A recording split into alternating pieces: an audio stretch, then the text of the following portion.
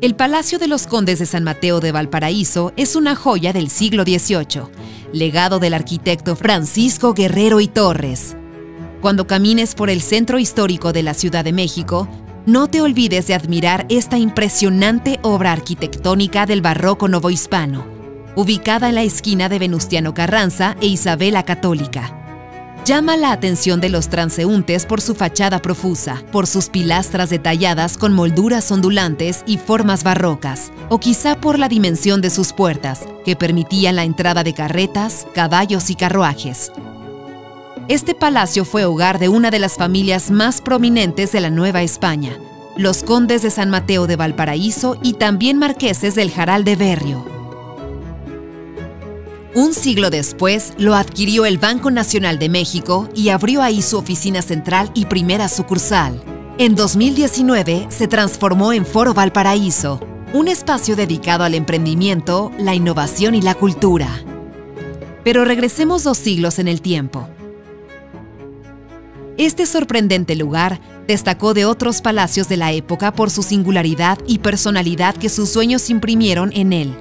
¿Crees que la personalidad e identidad de alguien se refleje en su casa? Nosotros creemos que sí y te contamos por qué.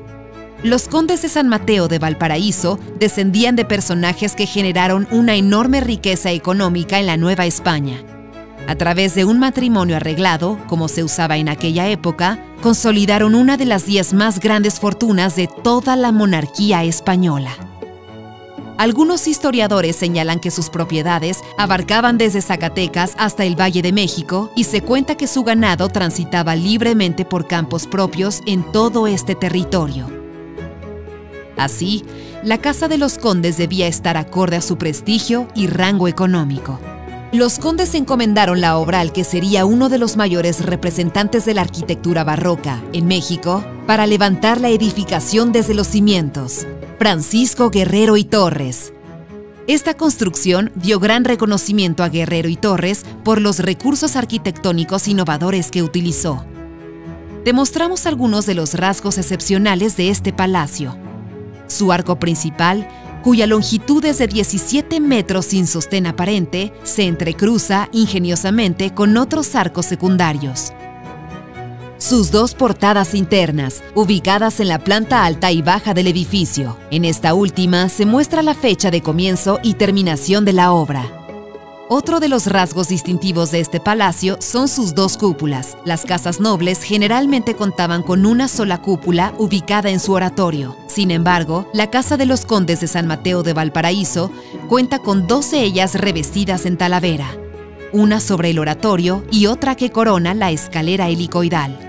Se cree que el arquitecto Guerrero y Torres representó en el diseño la cosmovisión de una familia para quienes la religión y la ciencia fueron igualmente importantes.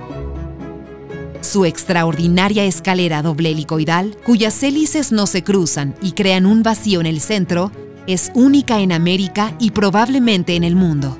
La funcionalidad de las hélices que integran la estructura fue dividir la parte pública de la privada, es decir, a la nobleza de los mercaderes, indudablemente una innovación arquitectónica de la época novohispana.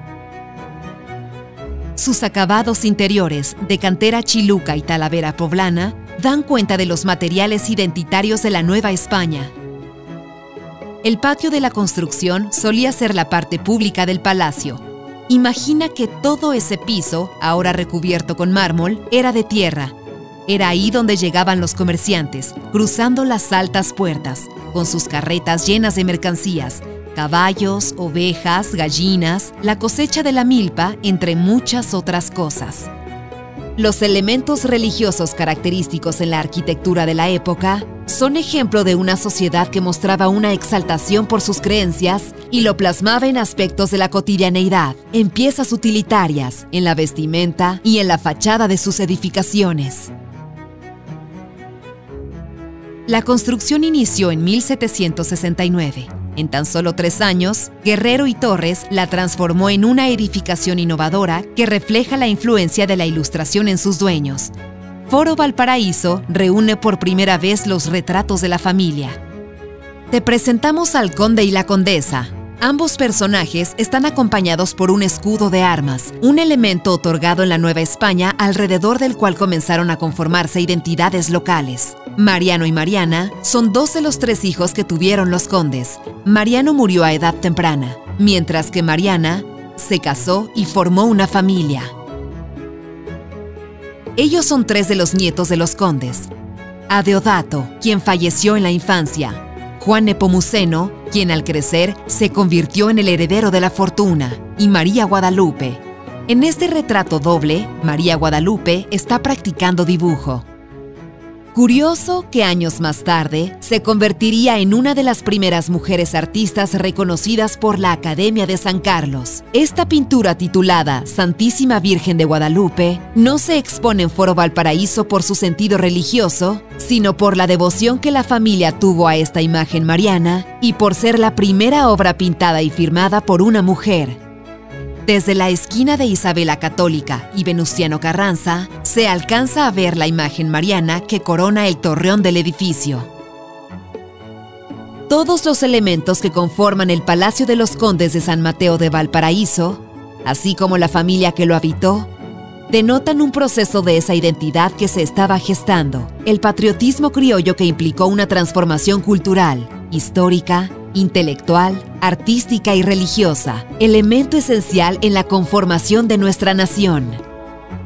Te invitamos a recorrer tranquilamente las salas de Foro Valparaíso, a sentir su arquitectura e imaginar la vida novohispana del siglo XVIII, donde se comenzaba a formar una conciencia de patria, que eventualmente significó la concepción de nación y de nuestra identidad mexicana.